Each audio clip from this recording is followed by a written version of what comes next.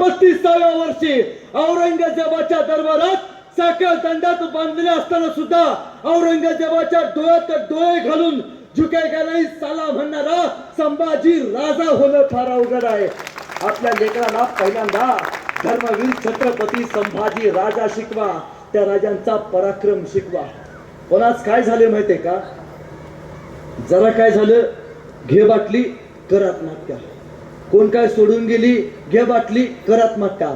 आत्महत्या कर, कार्यक्रम सुटल्यानंतर कर, कचऱ्याचं पैसे मिल मंडळ भागवतो. पण मरताना फक्त एक लक्षात ठेव, त्या मातीवरती अन्य लोकांचे संस्कार आहेत. जन्माला आल्यावरती घेतला पहिला श्वास आणि मरताना सोडणारा शेवटचा श्वास, या श्वासावरती सुद्धा आपल्या उपकार आहेत.